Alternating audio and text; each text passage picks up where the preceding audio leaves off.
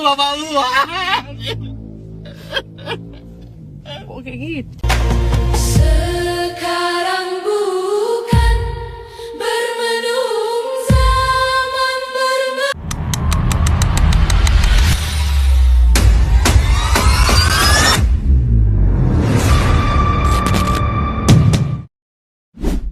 Di sini saya ingin mempertanyakan kemanusiaan Anda, hati nurani Anda masih ada atau tidak pada saat Anda mengatakan pencitraan kepada Kang Deddy Mulyadi. Hei, ini korban kebanjiran, ada yang curhat tentang bagaimana istrinya, anaknya, orang-orang yang hilang.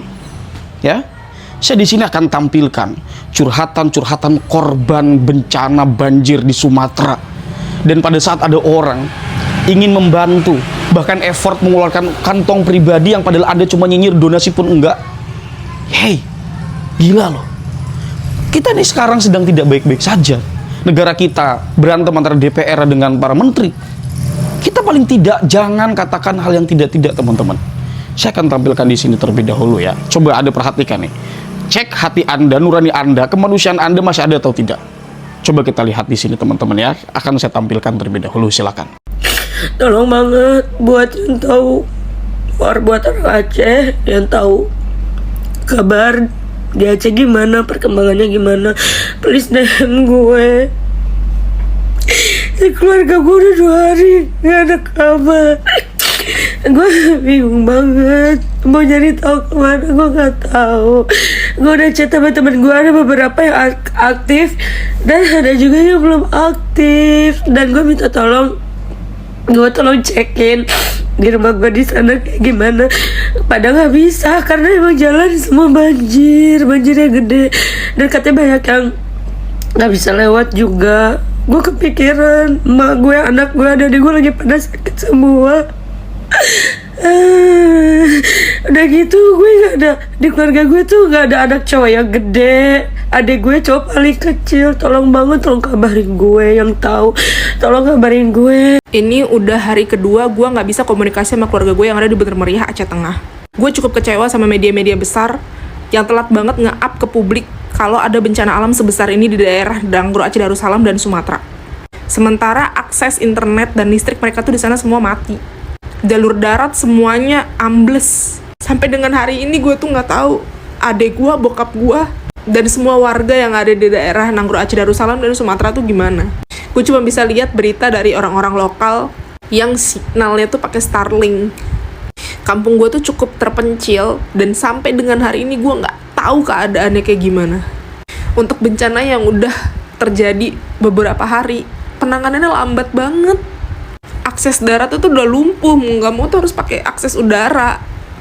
Maksud gue berhenti gitu berita-berita Tumblr, mendingan nge-up yang ada di Sumatera sama Aceh aja.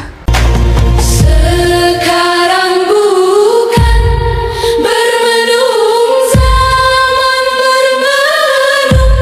Nah, mari bersama, oh adik, memetik bunga. Mari menyuruh. Saya gendong anak. Iya. Udah 2 hari tidak ketemu. Sebentar emang sulit. Telepon semua nggak ada, listrik mati. Mudah-mudahan sehat ya. Pak, Ya.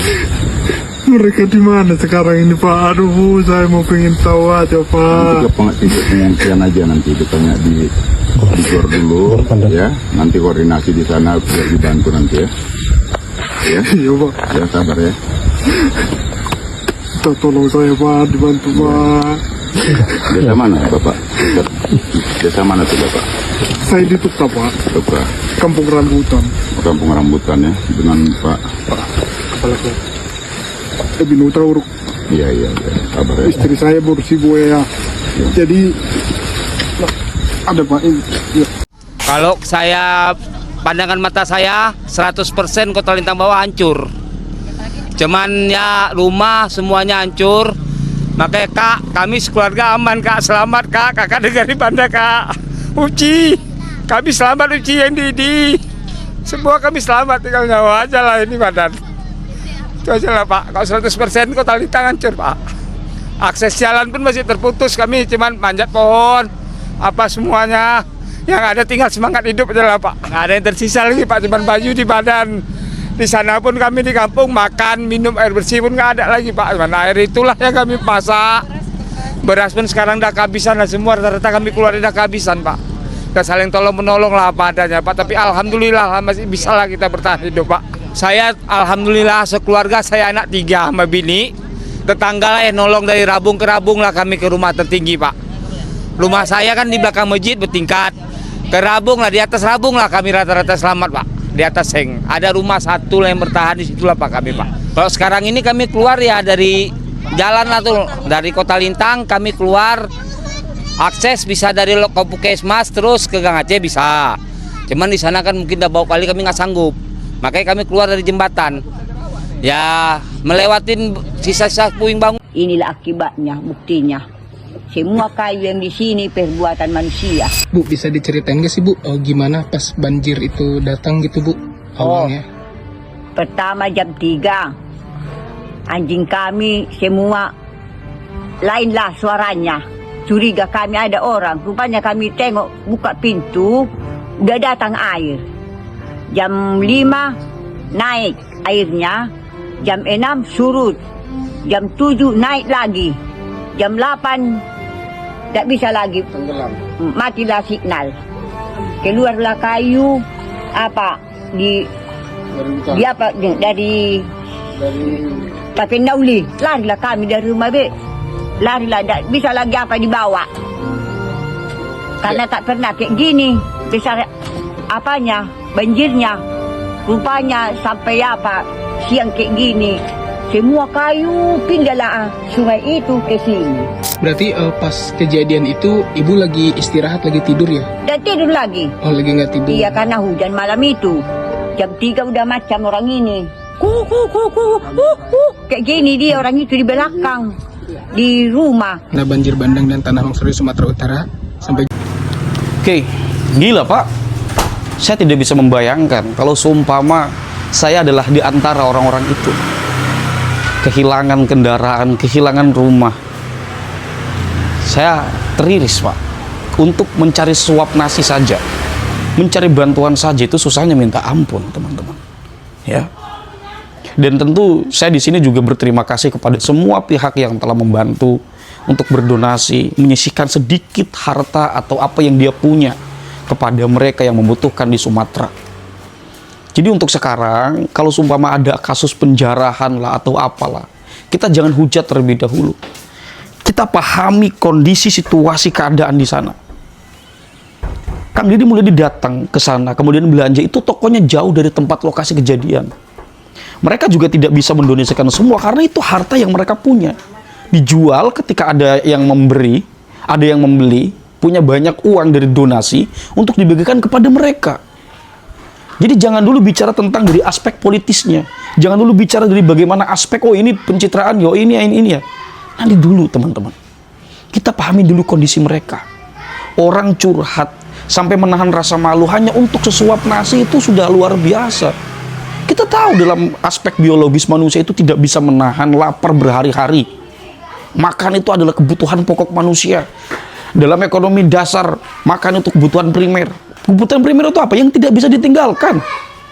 Coba di atas ceker ayam, orang terjebak hujan, terjebak banjir, semuanya hanyut. Ada yang terjebak di atas pohon kelapa. Bahkan ada sampai yang mayatnya tidak bisa dievakuasi. Siapa yang bisa untuk kemudian menjamin keadaan ini akan baik-baik saja kalau seumpama tidak ada orang-orang yang membantu? Sifatnya bantuan itu sifatnya kemanusiaan. Jangan dulu untuk kemudian dinyinyirin.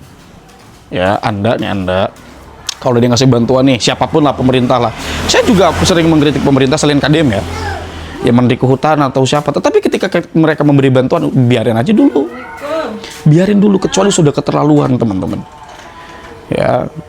Nah sekarang kan lautan manusia memadati. Kang Deddy Mulyadi yang datang ke sana dengan membawa bantuan senilai 7 miliar teman-teman. Tidak main-main, 7 miliar. Memang kalau 7 miliar itu kalau kita bandingkan dengan bagaimana kerugian yang terjadi di Sumatera itu sama sekali tidak ada apa-apanya. Itu mungkin 0,000 sekian persen. Tetapi dari 0,000 sekian persen itu dengan keadaan begitu, Jangankan 7 miliar, ratusan ribu uang yang saya donasikan ke mereka, teman-teman. Mereka berterima kasih. Kenapa? Karena kondisi yang mencekam. Kondisi yang memang mengharuskan mereka untuk menerima donasi. Gitu. Ya. Jadi mohon kepada teman-teman semua jangan suka nyinyir lah. Nyinyir itu apa ya? Ya mereka semua yang suka ngatain begini, ngapain sih hidupnya gitu. Selain tukang protes, selain tukang pepisuh, apa gitu yang bisa mereka lakukan untuk saudara kita di sana. Ya paling tidak kita bisa untuk meringankan beban mereka dengan memberikan doa, bantuan, tidak membuat kegaduhan di kolom komentar. Please lah, kemanusiaan kalian, perasaan kalian diletakkan terlebih dahulu ketika melihat saudara-saudara kita yang curhat, kehilangan keluarganya, kehilangan, wah, saya ngomongnya nggak sampai benar-benar fasih untuk bicara ini, teman-teman. Karena ini bukan, oke lah, rumah sudah tidak ada, sudah porak-poranda, kendaraan juga tumpang tindih, berantakan, apalagi model-model motor kecil-kecil, mobil kecil begini, itu kayak banyak yang hilang. Nyawa, teman-teman. Nyawa mereka juga menjadi taruhan. Ya, ini yang harus menjadi pertimbangan kalian ketika ingin memberikan komentar-komentar tentang bagaimana yang ada di sana. Dan ketika ada yang membantu support urusan politik atau dan semacamnya, itu kesampingkan terlebih dahulu, ya. Itu saja hal-hal yang dapat saya sampaikan, teman-teman. Kurang lebihnya saya mohon maaf. Hadanallahu wa iyyakum ajma'in. Wallahu huwal muwaffiq ila aqwamit thoriqin. Wassalamualaikum warahmatullahi wabarakatuh.